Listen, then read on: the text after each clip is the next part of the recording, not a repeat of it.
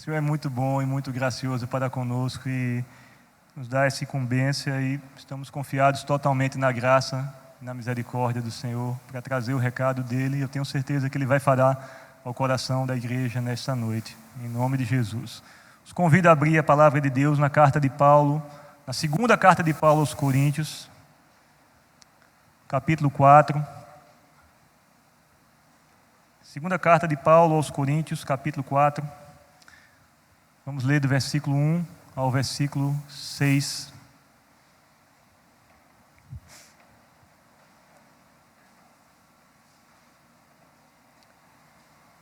Essa perícope está intitulada Paulo cumpre o seu ministério com fidelidade pela Sociedade Bíblica. 2 Coríntios 4, de 1 a 6. Pelo que, tendo este ministério segundo a misericórdia que nos foi feita, não desfalecemos. Pelo contrário, rejeitamos as coisas que por vergonhosas se ocultam, não andando com astúcia, nem adulterando a palavra de Deus. Antes, nos recomendamos à consciência de todo homem, na presença de Deus, pela manifestação da verdade. Mas, se o nosso evangelho ainda está encoberto, é para os que se perdem que está encoberto, nos quais o Deus desse século cegou o entendimento dos incrédulos, para que não lhes resplandeça a luz do evangelho da glória de Cristo, o qual é a imagem de Deus. Porque não nos pregamos a nós mesmos, mas a Cristo Jesus como Senhor, e a nós mesmos como vossos servos, por amor de Jesus. Porque Deus que disse, das trevas resplandecerá a luz, Ele mesmo resplandeceu em nosso coração, para a iluminação do conhecimento da glória de Deus na face de Cristo. Amém? Vamos orar, irmãos. Pai, nós rendemos graças ao Teu nome, Senhor. Nós te bendizemos pela Tua santa palavra, ó Deus. Nós te bendizemos porque o Teu Evangelho nos alcançou. O ministério da reconciliação, da nova aliança alcançou cada um de nós, ó Deus. E por isso estamos aqui reunidos. Por isso nos reunimos regularmente para estudar a Tua palavra, para adorar em comunhão, Senhor, para cantar louvores, para orar a Ti e buscar a Tua presença, Senhor. Neste momento, mais uma vez, nos colocamos diante de Ti para ouvir a Tua voz, Senhor. Nos colocamos como totalmente dependentes de Ti. Ó Espírito Santo, vem falar aos nossos corações, Senhor, vem falar às nossas vidas. Espírito Santo, tenha liberdade, Senhor, nesta noite, para nos ensinar, para nos instruir. Nos colocamos como totalmente dependentes de Ti, Senhor. É assim que oramos e já Te agradecemos em nome de Jesus. Amém, irmãos. Essa é a segunda carta de Paulo aos Coríntios, é tida como, para os comentaristas, a carta mais pessoal do apóstolo Paulo. É aquela carta que ele fala mais a respeito de aspectos pessoais da sua vida. Os irmãos observarem, ele fala muito do sofrimento que ele passou. É a carta mais autobiográfica, né? Onde ele relata as suas aflições, as suas dores. E eu quero que você veja, irmãos, nessa carta, o apóstolo Paulo como um crente como nós, guardadas as devidas proporções, mas um crente chamado da mesma forma que cada um de nós que estamos aqui somos e fomos chamados pelo Senhor para cumprir um ministério. Todos nós aqui, irmãos, temos um ministério, temos um serviço, recebemos dons para cumprir esse ministério. E Paulo cumpria, e ele tinha plena consciência, ele era alguém que tinha aquilo, ele sabia que ele tinha aquilo que o mundo mais necessitava. Ele é alertado sobre o surgimento de falsos mestres, né?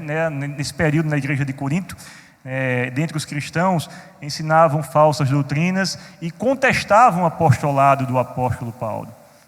Por isso que ele sofreu perseguição por aqueles que eram seus patrícios, aqueles que eram para ajudá-lo, para caminhar com ele, estavam perseguindo.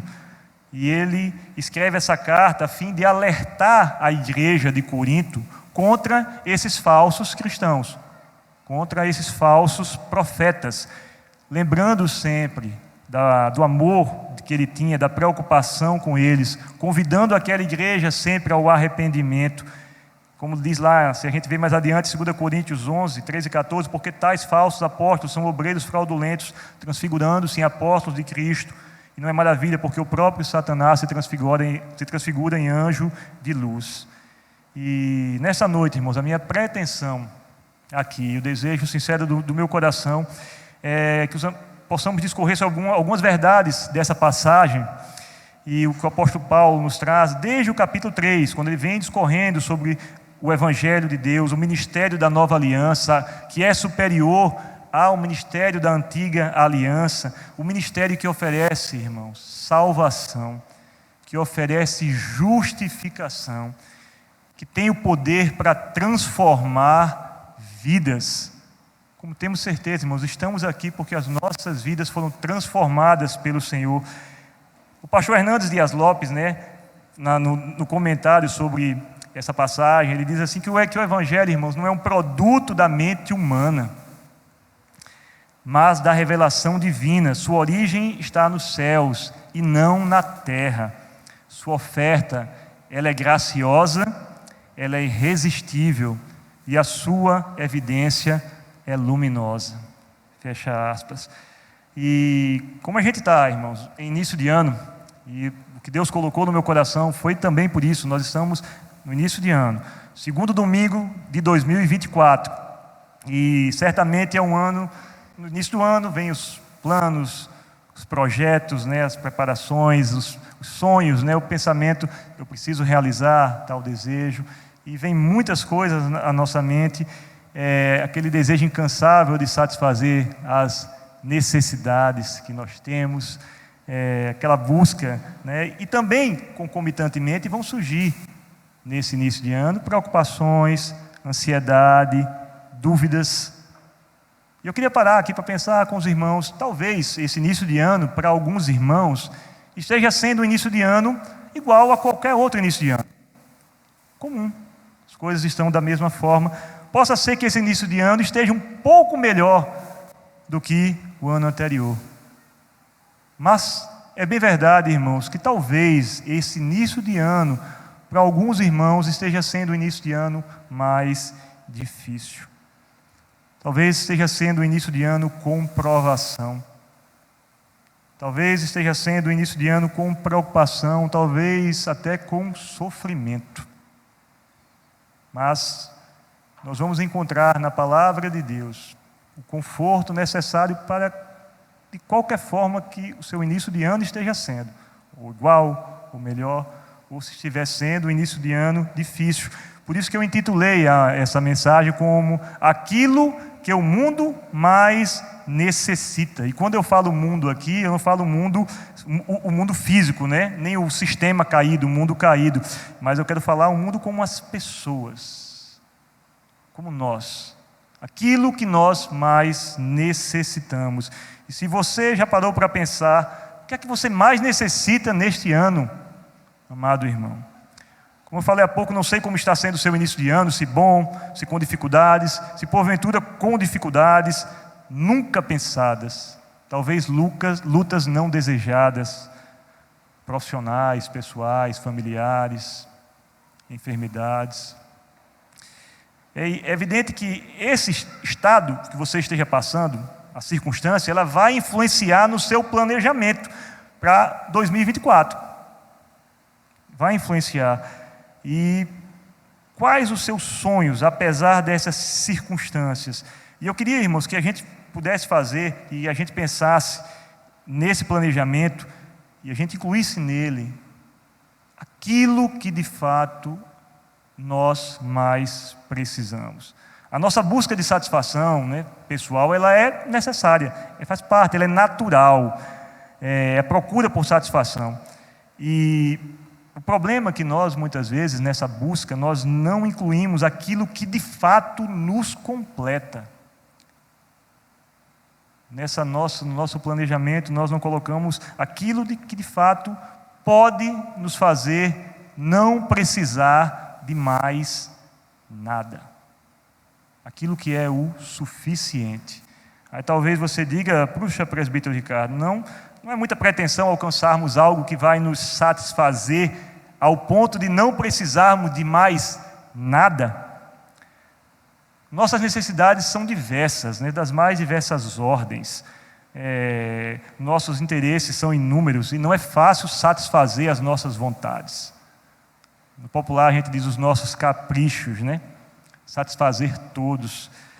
Talvez outros digam: irmão, você fala isso porque você não sabe a luta pela qual eu estou passando. Os problemas aparentemente insolúveis pelos quais eu estou vivendo. Dessa forma estamos aqui, irmãos, nessa noite com essa finalidade. E eu tenho certeza que nós viemos aqui nessa busca, uma busca de algo, de preencher algo. Quando a gente vem à igreja, a gente vem em busca de algo, né? Alimentar-nos espiritualmente, a busca de comunhão, a busca de uma palavra de conforto, de fortaleza. Não só nós que estamos aqui no templo, como aqueles que nos acompanham pela internet, também têm uma necessidade e costumeiramente acompanham os cultos e as programações da igreja em busca de algo. E você talvez precise de uma resposta de Deus, né? A sua oração, de um conforto de Deus, de um consolo diante da sua dor. E na verdade, irmãos, o ser humano está sempre em busca de algo, pois enquanto ele não encontrar aquilo que ele mais necessita, ele não estará plenamente satisfeito, né? Então, voltando à passagem, nós observamos na história que poucos servos de Deus sofreram tanto como o apóstolo Paulo. Se os irmãos observarem, principalmente, basta ler essa carta, essa segunda carta aos Coríntios. Poucos sofreram tanto como o apóstolo Paulo. E nessa ocasião ele estava enfrentando lutas, perseguido por aqueles que, como eu falei, deveriam ser os seus compadres e os seus amigos. Mas ele traz algumas verdades, e a primeira verdade que eu queria destacar esta noite para os irmãos é que o evangelho que Paulo prega, que ele reflete nessa passagem, ele é concedido por misericórdia, e ele nos capacita, irmãos, a enfrentar os sofrimentos. A gente percebe que Paulo era um perseguidor implacável da igreja. Ele respirava ameaça aos cristãos, aos seguidores de Cristo. Ele os perseguia. Ele não buscou a Cristo, irmãos. Ele não foi buscar a Cristo. Mas Cristo foi buscar a Paulo. Por isso que ele diz, no começo da passagem, versículo 1 do capítulo 4, pelo que, tendo esse ministério, segundo a misericórdia. O Senhor Jesus foi buscar Paulo na estrada de Damasco. O Senhor Jesus transformou a vida de Paulo. O Senhor Jesus capacitou e comissionou Paulo para um ministério, para ser ministro da nova aliança. Paulo queria destruir a igreja, irmãos, mas ele se tornou um dos maiores bandeirantes da igreja. Ele se tornou um dos maiores plantadores, talvez o que a Bíblia, nos relatos bíblicos, aquele que plantou mais igrejas. E vejam, irmãos, que ele impôs, né, muito sofrimento na época quando ele estava perseguindo a igreja, mas depois que ele se converte, ele passou por muitos sofrimentos. Mas Jesus, irmãos, não levou em conta as misérias da vida de Paulo, ofereceu a Paulo sua graça e misericórdia, como ele não levou em conta as nossas misérias. A minha graça te basta, se o irmão for ver lá mais adiante, no capítulo 12, versículo 9. E se a gente observar, irmãos, a palavra misericórdia nos léxicos bíblicos indica a remoção apaixonada da miséria. A remoção apaixonada da miséria. O Senhor não olhou a miséria de Paulo e não olha a miséria de cada um de nós e vai remover apaixonadamente a miséria de cada um de nós. E continua assim, e ainda não desfalecemos, né? Segundo a misericórdia que nos foi feita, e não desfalecemos. A palavra grega, né, para desfalecemos, não sei se a minha pronúncia vai ser muito correta, é ekgakoumen. E ela significa, irmãos, em grego, desanimar, perder a coragem, desfalecer. E o teólogo Salmo Kistemaker diz assim, que esse verbo denota cansaço físico, não denota cansaço físico, mas sim cansaço espiritual. Mas Paulo diz, nós não desfalecemos. O Evangelho é a melhor notícia que o mundo já conheceu, irmãos. Mas também é aquela notícia que enfrenta a maior oposição. Oposição do diabo, oposição do mundo, oposição da carne. E Paulo enfrentou toda sorte de sofrimento, irmão. Se você for observar, Paulo sofreu perseguição, Paulo sofreu rejeição, Paulo sofreu abandono, Paulo foi apedrejado, Paulo sofreu açoites, Paulo sofreu prisão, falsas acusações, naufrágio, e suportou até a sua morte, quando ele foi decapitado. Mas todos esses sofrimentos, irmãos, além da preocupação que Paulo tinha pelas igrejas, não o demoviam, não o desencorajava, porque o chamado divino, irmãos, ele é acompanhado de capacitação divina. Saiba, irmãos, quando você passar por adversidade, por dor, por sofrimento, o Senhor lhe chamou, o Senhor vai lhe capacitar para passar pela circunstância, por mais difícil que a circunstância possa parecer, o Senhor vai lhe capacitar para suportar essa circunstância. Paulo jamais desistiu de pregar, irmãos, e esse é um privilégio que os próprios anjos gostariam de ter, né? E Paulo tinha plena consciência, irmãos, que ele já tinha aquilo que ele mais precisava. Então o Evangelho, irmãos, ele é concedido por misericórdia, nos capacita a enfrentar os sofrimentos. Mas uma segunda verdade que a gente pode dizer está no versículo 2, que o Evangelho nos capacita a ser íntegros na pregação, sem precisar adulterar a palavra de Deus. Leamos o versículo 2.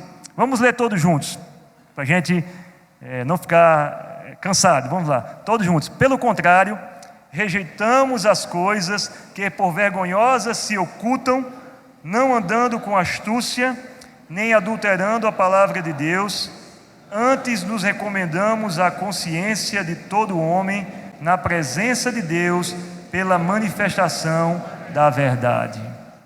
O verdadeiro cristão, irmãos, ele vive na luz, ele precisa da luz. Nós, como cristãos, não precisamos fazer nada em oculto, às escondidas. Quando fazemos algo em oculto, às escondidas, é porque não é algo muito bom que estamos fazendo. Não há nada em segredo, irmãos. E os falsos mestres, eles estavam invadindo a igreja com pretensões e motivações escusas. A versão da Bíblia Viva diz assim: não procuramos enganar o povo para que o povo creia. Talvez igrejas existam por aí, irmãos, que não pregam o Evangelho e tratam de um evangelho que acaba enganando o povo. Não precisamos enganar o povo para que o povo creia. Não estamos interessados em fazer trapaça com ninguém. Nunca procuramos fazer com que alguém creia que a Bíblia ensina o que ela não ensina. Nós nos abstemos de todos esses métodos vergonhosos. Achamos na presença de Deus quando falamos, e por isso dizemos a verdade, como todos quantos nos conhecem concordarão. Os falsos mestres, irmãos, eles buscavam promoção pessoal e não a glória de Cristo. Eles estavam interessados em dinheiro do povo e não na salvação das almas. Eles estavam envoltos em densas trevas de engano, não na refulgente luz que o servo de Deus ele deve estar. Eles buscam mais os resultados do que a fidelidade. Eles querem mais os aplausos humanos do que a aprovação de Deus. E por isso a gente vê aqui nessa passagem do versículo, né, que eles usam truques, né, o sentido da palavra astúcia, né, para atrair nas pregações, né, enganosamente. Eles fazem o que a serpente fez lá no Éden, enganou astuciosamente a Eva, para que ela comesse do fruto e desse ao seu marido Adão. Eles estavam adulterando a palavra de Deus. E o pastor Hernandes Dias Lopes, no seu comentário, ele discorre assim, né, abre aspas: os falsos mestres, como mascates espirituais, estavam adulterando a palavra de Deus, misturando as suas ideias heterodoxas ao Evangelho, adicionando a palha de seus ritos ao trigo da verdade. E continuando, irmãos, ainda hoje, ele diz, muitos pregadores estão adulterando a palavra de Deus, pregando ao povo o que ele quer ouvir, aquilo que agrada aos ouvidos, e não aquilo que o mundo precisa ouvir.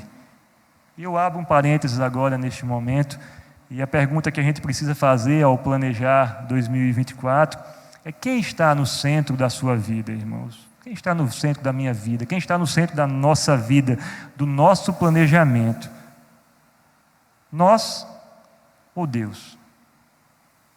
O centro do seu planejamento para esse ano está você e a sua vontade, ou está Deus e a perfeita, boa e agradável vontade dele? E nesse passo eu gostaria de trazer um questionamento, né? O pastor John Piper, em seu livro Deus é o Evangelho, um tratado de amor de Deus como oferta de si mesmo, da editora Fiel, ele indaga assim, irmãos, abre aspas: de certa forma, de uma forma bem religiosa e até cristã, perguntaria: a sua felicidade depende de ver a cruz de Cristo como uma testemunha e uma prova de como você é valioso e amado, ou como um meio de você experimentar o quanto Deus é importante e valioso para sempre? Certos irmãos entenderam? Eu vou repetir. A cruz de Cristo como testemunha, ela é uma prova. Avalie a sua vida de como você é valioso e amado, ou como um meio de você experimentar o quanto Deus é importante e valioso para você. O seu bem-estar, a sua paz e a sua satisfação pessoal são os fundamentos da sua felicidade, ou a glória de Cristo é o fundamento da sua felicidade? Uma triste realidade, irmãos, é que na nossa cultura e em nossas igrejas estão permeadas por uma visão radicalmente centralizada em nós, centralizada no homem. E desde os primeiros passos que uma criança começa a dar, a gente transmite a ideia de que sentir-se amado significa ser considerado muito importante. E temos construído na história, e a gente percebe, né, no meio educacional, temos construído filosofias de educação ao redor desse ponto de vista do amor. A busca de currículos, de habilidades, de estratégias, de motivação, modelos terapêuticos nos quais a pessoa dificilmente pode imaginar uma compreensão alternativa de ser amada, exceto quando ela se sentir importante. Se você me dá importância, você me ama. Se você não me dá importância, você não me ama. Essa é a visão do mundo, irmãos. Mas aí está o perigo com relação à compreensão errada do Evangelho, a inversão dos papéis e da importância que percebemos e que foi construída com o passar do tempo, né? Inclusive com a influência do diabo, de Satanás, da serpente, que continua enganando a humanidade. E nesse ponto a gente já vai para a passagem para ver uma terceira verdade que o apóstolo Paulo nos adverte: sempre haverá uma terrível oposição ao Evangelho. Por isso que o homem está centralizado. O Evangelho sofre oposição. E Paulo ensina, e nós vemos na passagem, que sempre haverá uma oposição ao Evangelho. Versículos 3 e 4. Mas se o nosso Evangelho ainda está encoberto, é para os que se perdem que está encoberto, nos quais o Deus desse século cegou o entendimento dos incrédulos, para que não lhes resplandeça a luz do Evangelho da glória de Cristo, o qual é a imagem de Deus. Como a gente falou há pouco, o Evangelho é a melhor de todas as notícias que já ecoou no mundo, mas ele enfrenta as maiores oposições do diabo, do mundo e da carne. E muitos, irmãos, apesar de ouvirem a palavra de Deus pregada por homens de Deus, como fazia Paulo, muitos estão às vezes costumeiramente aqui na igreja, ou costumeiramente acompanhando pela internet e os cultos, e ouvindo uma palavra de Deus que busca ser centrada no Evangelho, porque nós sabemos o zelo que os nossos pastores têm por esse púlpito aqui, para que a palavra de Deus ela seja pregada com zelo, conforme a verdade evangélica. Mas por que, irmãos, essa palavra que é pregada, muitos não acreditam nela? E por que muitas vezes falsos pastores, falsos profetas são bem-sucedidos em conseguir adeptos? E muitas vezes aquelas igrejas onde a palavra é pregada, a gente não vê talvez um crescimento numérico muito grande, não vou dizer nem convertidos, né, no caso dos falsos profetas, né, são adeptos mesmo, mas o fato, irmãos, que o ser humano caído, ele tem mais facilidade em acreditar nas mentiras do que na verdade.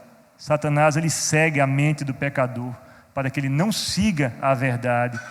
E o problema não está, irmãos, no evangelho, mas está nessa mente entenebrecida, enganada dos ouvintes. E de como eles estão cegos para ver Cristo e a sua glória. E como Cristo e a sua glória permanecem ocultos, eles não conseguem ver a face de Deus também. E é bem verdade, irmãos, que nós precisamos entender alguns pontos importantes, como, por exemplo, a gente deve ter consciência também de que o Evangelho, ele salva os que o aceitam. Mas que a gente reflita aqui, aqueles que estão em casa reflitam também. Ele salva os que o aceitam, mas ele também termina por servir de condenação para os que o rejeitam. Se os irmãos observarem em 2 Coríntios, voltarem um pouquinho, capítulo 2, 15 e 16, porque nós somos para com Deus o bom perfume de Cristo, tanto nos que são salvos como nos que se perdem. Para com estes, cheiro de morte para a morte, os que se perdem. Mas para os que são salvos, para com aqueles, aroma de vida para a vida. Outra realidade que a gente não pode desconhecer, além da que o Evangelho salva e o Evangelho condena, o Evangelho, é que o diabo engana as pessoas, ele tem feito isso desde o início, eu já falei aqui, e é incrível, irmãos, a gente perceber essa realidade, e muitas vezes nós não consideramos a influência que o inimigo tem exercido atualmente na sociedade, e às vezes dentro da igreja, o engano que ele tem trazido aqui. É incrível como a gente vê crentes sendo enganados e crentes perdendo de vista aquilo que eles mais precisam. Nós corremos risco de deixar de enxergar, como a gente percebe aqui, se a gente lê, para que não lhes resplandeça, versículo 4, nos quais o Deus desse século cegou o entendimento dos incrédulos, para que não lhes resplandeça a luz do Evangelho da glória de Cristo, o qual é a imagem de Deus. E nesse ponto, irmãos, eu quero destacar o seguinte, porque é impressionante observar, não só em nossos dias, como em cada geração, o afastamento do conceito de Deus como o dom de amor mais satisfatório. Conhecer plenamente e perfeitamente a Deus, como aquele que nos completa totalmente. E aquele que faz com que nós não precisemos de mais nada. Na verdade, irmãos, raramente o próprio Deus ele é reconhecido e proclamado com o maior benefício, a maior dádiva do Evangelho. Pois nós temos transformado, irmãos, o Evangelho, esse amor de Deus e o Evangelho de Cristo para a satisfação de outras necessidades e de deleites em coisas menos importantes. Nós priorizamos coisas secundárias, irmãos. Nós valorizamos coisas secundárias. Nós nos distraímos, nós perdemos tempo. E o tempo urge, irmãos. O tempo está passando. E nós estamos observando, quando a gente pede a Deus a sensibilidade para entender e ler o nosso tempo, e não podemos desacreditar, Jesus está voltando. Não andemos distraídos. Não percamos de vista o que é mais importante. Novamente no livro do pastor John Piper, né, citado, Deus é o Evangelho, ele escreve, abre aspas, desde o primeiro pecado no Éden até o juízo final no grande trono branco, os seres humanos continuarão a aceitar o amor de Deus como aquilo que nos dá tudo, exceto Ele mesmo. Os irmãos entenderam o que o pastor quis dizer? O amor de Deus, aquilo que nos dá tudo, exceto Ele mesmo. E existem, de fato, milhares de dádivas e bênçãos que vêm com o conhecimento de Deus. Isso é verdade porque a gente vê lá, aquele que não, em Romanos 8,32, aquele que não poupou o seu próprio filho, antes por todos nós o entregou, porventura não nos dará graciosamente com ele todas as coisas. De fato, irmãos, mas no entanto, a Bíblia ensina que o mais importante dom do amor de Deus é desfrutar da glória e da beleza dele mesmo. Nós lemos no Salmo 27, versículo 4, nenhuma coisa peço ao Senhor e a buscarei, que eu possa morar na casa do Senhor por todos os dias da minha vida. E hoje, irmãos, não é preciso a gente morar na casa do Senhor, porque Deus veio morar conosco. Deus veio morar em nós, em cada um de nós. E nós precisamos entender que esse dom envolve todo o nosso ser, e recebemos por meio do Evangelho, ver experimentar o amor de Cristo sempre, né? Vamos voltar à passagem do texto aqui para a quarta verdade. Seguindo nessa ideia, nós compreendemos aquilo, para compreendermos aquilo que é mais importante, aquilo que nós mais necessitamos. O Evangelho nos mantém longe do orgulho, irmãos, e da presunção. Nós observamos no versículo 5. Porque não nos pregamos a nós mesmos, mas a Cristo Jesus como Senhor e a nós mesmos como vossos servos por amor de Jesus. O foco da pregação de Paulo era Cristo. E enquanto os falsos mestres estavam pregando e promovendo a si mesmos, conforme, se os irmãos, eu não vou ler pelo tempo, mas os irmãos leiam depois 2 Coríntios, o capítulo 10, do 12 ao 18.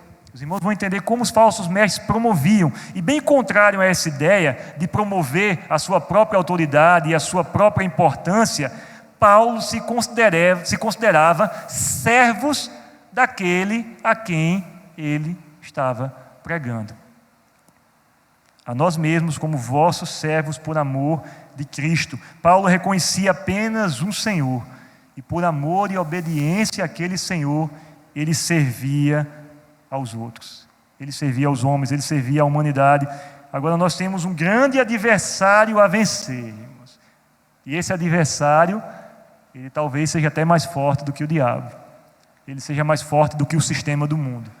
Esse adversário é o nosso próprio eu, esse adversário é o nosso próprio egoísmo, esse adversário é a nossa própria vontade, que muitas vezes nos leva para distante daquilo que Deus quer de nós. E pensemos nesse grande dilema, né, para o ano de 2024, quem vai se destacar? Eu pensei nisso, será o grande eu ou o grande Deus? Em seu 2024, quem vai se destacar? O grande eu ou o grande Deus? Nosso erro é que cremos que desejar ser feliz significa desejar ser considerado importante. E de fato, irmãos, a gente vai esconder aqui que é bom você ser aprovado, você ser elogiado, você ser reconhecido. Porém, há um perigo nisso. O bom sentimento de ser aprovado está arraigado na nossa dignidade própria. E muitas vezes nós colocamos a nossa dignidade própria acima da dignidade de Deus. O perigo está aí, e este caminho para a felicidade é uma ilusão. E novamente, no mesmo livro do pastor Piper, ele traz uma ilustração bem simples, né, que eu descrevi assim, né, abre aspas, que ninguém vai ao Grand Canyon ou aos Alpes suíços para aumentar a sua autoestima. Isso não acontece quando estamos diante das montanhas elevadíssimas, dos abismos majestosos, pois lá nós vamos para contemplá-las. E essa contemplação é que nos traz alegria, gozo e prazer. Trazendo para a nossa realidade, ele reconhece ainda, ele diz assim, em maravilhosos momentos de iluminação, existe um testemunho em nosso coração, que o bem-estar da alma e a felicidade abundante, irmãos, de cada um de nós, elas não resultam da contemplação do grande eu. Elas são resultados da contemplação do grande Deus. E é isso que o apóstolo Paulo conclui, né, com a quinta e última verdade que eu venho expor nesta noite. A gente viu que o Evangelho nos é concedido por misericórdia, que nos capacita a enfrentar os sofrimentos, que o Evangelho nos capacita a ser íntegros na pregação da palavra, sem precisar adulterar a palavra, que sempre haverá uma oposição terrível ao Evangelho, que o Evangelho nos mantém longe do orgulho e da presunção. Mas, irmãos, principalmente o Evangelho nos evidencia um poderoso milagre. Deus veio habitar em nós, porque Deus que disse: das trevas resplandecerá a luz, Ele mesmo resplandeceu em nosso coração para a iluminação do conhecimento da glória de Deus na face de Cristo. Enquanto na primeira criação, irmãos, Deus ordenou que a luz brilhasse, fazendo brotar das trevas a luz, na nova criação, Ele mesmo, irmãos, brilhou em nosso coração, expurgando as trevas interiores que existiam nele, transportando pecadores como nós, do reino das trevas, para o reino do Filho do seu amor. Colossenses 1,13.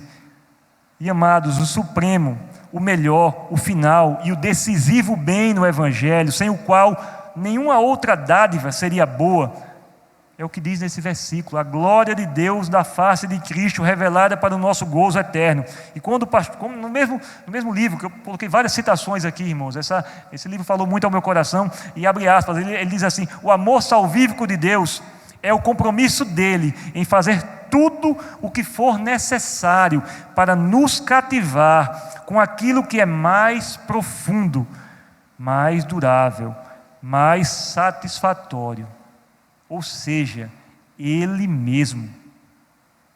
O que é mais durável, irmãos, o que é mais profundo, o que é mais satisfatório, aquilo que pode nos preencher é o próprio Deus.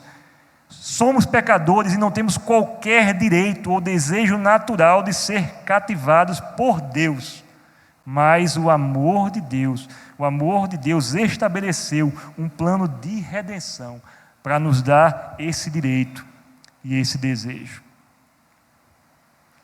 Os irmãos entenderam? Somos pecadores e não temos qualquer direito, Pastor John Piper diz: o desejo natural de ser cativados por Deus, mas o amor de Deus estabeleceu um plano para nos dar esse direito e esse desejo. E ele continua, abre aspas: a suprema demonstração do amor de Deus foi o envio de seu Filho para morrer por nossos pecados e ressuscitar, a fim de que pecadores tivessem o direito de se aproximarem de Deus e o prazer da sua presença para sempre.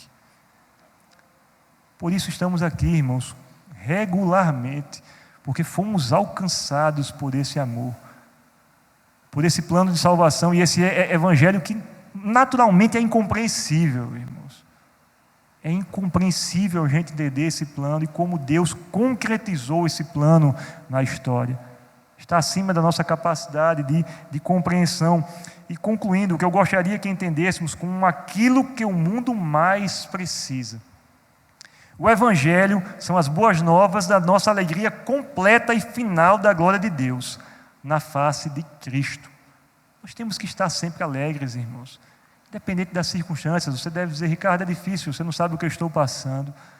Mas quando nós entendemos o Evangelho, entendemos o que Deus fez por nós, entendemos, quando nós olhamos a vida, entendemos que esse período que a gente vive aqui não é nada e não significa nada comparado à eternidade e aquilo que Deus tem preparado para nós. Não é simplesmente escapismo, irmãos. É uma verdade que está revelada na palavra de Deus. E é uma verdade que o Espírito Santo nos traz ao coração e nos dá essa certeza. O fato de que este gozo, esta alegria deve ser comprado para pecadores ao preço da vida de Cristo, faz com que assim, a glória dele resplandeça ainda mais intensamente. A forma que esse plano foi realizado, a redenção como ela se deu, isso se torna ainda mais imensamente, a glória dele resplandece mais imensamente, e o fato de que este gozo ele é gratuito e imerecido, faz com que a glória resplandeça ainda mais. Agora eu queria que os irmãos pensassem: entretanto, o preço que Jesus pagou pelo dom e a gratuidade imerecida, o que ele pagou, e o fato de nós não merecermos, não se compara com o próprio dom. O dom é o próprio Cristo, com a imagem gloriosa de Deus, visto e experimentado com alegria eterna. E nesse passo eu traria aqui a seguinte questão, sem entrar no aspecto teológico, irmãos. Eu queria que os irmãos refletissem sobre isso. Não vou entrar aqui na ideia de que nós vamos para o céu, se nós vamos subir, ou se o Senhor vai renovar a terra e fazer aqui novos céus e nova terra, e nós vamos ficar. Não vou entrar nesse mérito, mas a pergunta, parafraseando o pastor Piper, diz assim: você seria feliz se Cristo não estivesse lá no céu?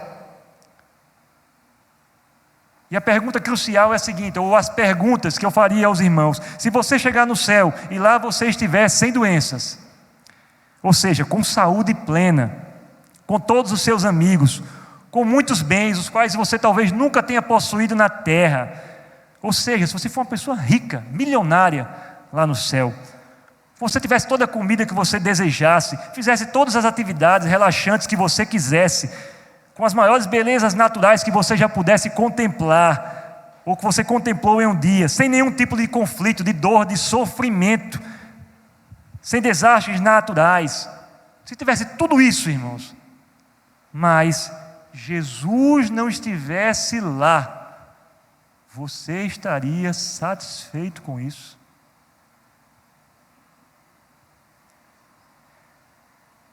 E é uma pergunta que fica para os líderes, presbíteros, para os pastores, né, para a liderança da igreja. Se o evangelho que nós pregamos aqui, dominicalmente, semanalmente, diariamente, pelas redes sociais, se o evangelho que está sendo pregado, se a gente tem orientado e a igreja tem aprendido de tal forma a responder essa pergunta com um veemente não.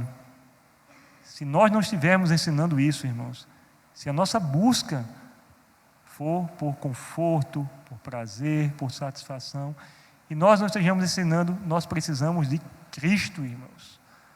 Nós precisamos de Deus. Nós precisamos do relacionamento com Ele. Amados, como entendemos o Evangelho e o amor de Deus? Será que juntamente com o mundo temos deixado de ver o amor de Deus como a dádiva dele mesmo, para considerar este amor como reflexo daquilo que nós gostamos de ver, de possuir? Nós trocamos a dádiva de Deus pelas bênçãos que são oriundas dessa dádiva. Nós temos apresentado o Evangelho de maneira que o dom da glória de Deus na face de Cristo ele é secundário, ao invés de ser essencial e central. E já caminhando para o final, irmãos, os nossos ministérios precisam se inspirar em ministérios como o de John Owen, o grande puritano do século XVII. Richard Daniels disse a respeito dele o seguinte: havia um tema sobremodo importante para John Owen, o qual ele citava ampla e frequentemente, ao qual nos referimos como ponto focal da teologia de Owen, ou seja, a doutrina que vemos no Evangelho por meio do Espírito Santo, outorgada por Cristo, é a glória de Deus na face de Cristo, e por meio dessa doutrina somos transformados na imagem dele. E eu gostaria de trazer uma exortação, não para que a gente se sinta culpado aqui, irmãos, nesta noite, não para colocar peso na consciência, mas eu me incluo também como responsável por isso, e todos aqui, os que são líderes, também devem se incluir. Será se nós podemos realmente dizer que as pessoas das nossas igrejas estão sendo preparadas para o céu, onde Cristo mesmo, e não os seus dons, é o que é mais importante, onde Cristo mesmo será o deleite supremo, e se porventura as pessoas da igreja estão preparadas para isso, será se elas realmente irão para o céu? O bispo anglicano John Charles Halley, ele pregou um sermão intitulado Cristo é Tudo, baseado em Colossenses 11. Colossenses 3:11 diz assim: no qual não pode haver grego nem judeu, circuncisão nem circuncisão, bárbaro ou cita, escravo ou livre, porém Cristo é tudo em todos. E ele diz o seguinte, abre aspas: infelizmente, porém, quão poucos preparados para o céu estão muitos dos que falam em ir para o céu, quando morrerem ao mesmo tempo em que se manifestam, infelizmente, porém, quão pouco preparados para o céu estão muitos que falam em ir para o céu, quando morrerem, ao mesmo tempo em que não manifestam qualquer fé salvífica, nem verdadeira familiaridade com Cristo. Esses não honram a Cristo neste mundo, não têm comunhão com Ele, não o amam O que poderiam fazer no céu? O céu não seria o lugar apropriado para eles. As alegrias do céu não alegrariam essas pessoas. A felicidade celeste não poderia ser compartilhada por elas. As atividades que caracterizam o céu seriam câncer e enfado para o coração dessas pessoas. E ele conclui, irmãos, exortando. Pastor J.C. Wiley, se você está dentre esses, arrependa-se e mude de atitude antes que seja tarde demais. Nada na vida, irmãos, ou nada torna a vida ou a pessoa mais útil aqui na terra do que nós vivermos aqui, preparados para morar no céu. Isso ocorreu na vida do apóstolo Paulo, onde ele ensina nessa passagem que nós lemos, pois Paulo estava pronto para estar no céu. E pronto para estar no céu significa ter prazer em contemplar o Senhor Jesus, contemplar a glória do Senhor, e por sua vez significa ser transformado de glória em glória na sua imagem. E em todos nós, com o rosto desvendado, contemplando como por espelho a glória do Senhor, somos transformados de glória em glória na sua própria imagem, como pelo Senhor, o Espírito. Nada, irmãos, pode nos abençoar mais, e pode abençoar mais o mundo, do que ele vê, irmãos, servos de Deus mais parecidos com Cristo e semelhantes a Cristo. E ao enaltecermos o dom da salvação, celebrando o Evangelho e o amor de Deus, nós devemos fazer de um modo que as pessoas vejam o próprio Deus como aquilo que ele mais necessita. E eu queria contar um testemunho que eu vi há muito tempo, já final, né? Agora é para o final mesmo, irmãos. Pastor Juan Carlos Ortiz. É um testemunho pessoal, irmãos. Talvez essa verdade não valha para mim ou para alguns aqui. Mas ele diz algo assim: a compreensão e a noção que ele tinha de Deus era tão profunda, que ele disse que se ele pudesse ir ao céu, olhar o livro da vida, ele é um pastor presbiteriano, ele chegasse lá, subisse ao céu, olhasse no livro da vida e observasse que o nome dele não está no livro da vida, ele voltaria para a terra, mas ele disse que ele continuaria servindo a Deus pelo que Deus é. Ele continuaria servindo a Deus pelo que Deus é. Não é fácil essa atitude, irmãos, essa compreensão da realidade de quem Deus é, da sua dignidade, das suas perfeições, independente do que Ele faça. E eu poderia aplicar algumas questões para nós nesse ano de 2024. A gente pensasse assim: eu vou continuar servindo e adorando ao Senhor, meu Deus, ainda que as coisas não aconteçam do jeito que eu gostaria que acontecesse.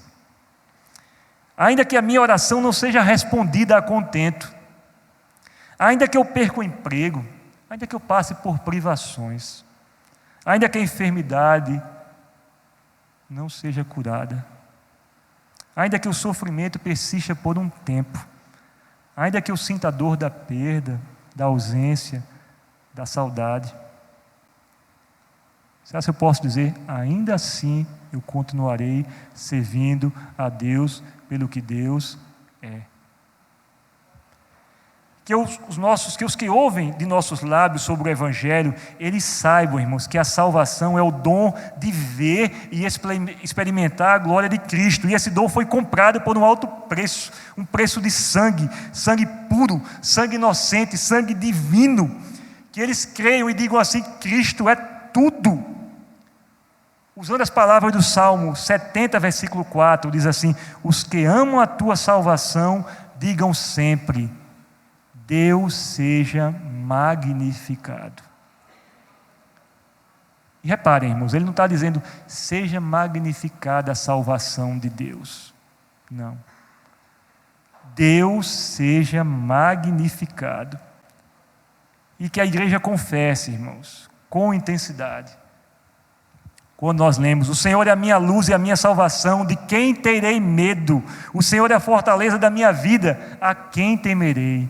Nós lemos na leitura bíblica alternada que a gente, como igreja, também diga: eu te amo, ó Senhor, força minha. O Senhor é a minha rocha, a minha cidadela, o meu libertador, o meu Deus, o meu rochedo, em quem me refugio, o meu escudo, a força da minha vida, o meu baluarte. Salmo 18, 1 e 2. O Senhor é o meu pastor e nada me faltará. independente das circunstâncias, irmãos, independente do que aconteça neste ano, que você possa dizer o que diz o Salmo 29:2, possa tributai ao Senhor, filhos de Deus, tributai ao Senhor glória e força, tributai ao Senhor a glória devida ao seu nome, adorai o Senhor na beleza da sua santidade. O Senhor é o que nós mais precisamos, irmãos. Ele nos deu a si mesmo. Ele veio habitar conosco, Ele veio habitar em nós. Que nós não percamos essa consciência em nenhum momento, nenhum dia deste ano. O que nós mais precisamos é da presença dEle.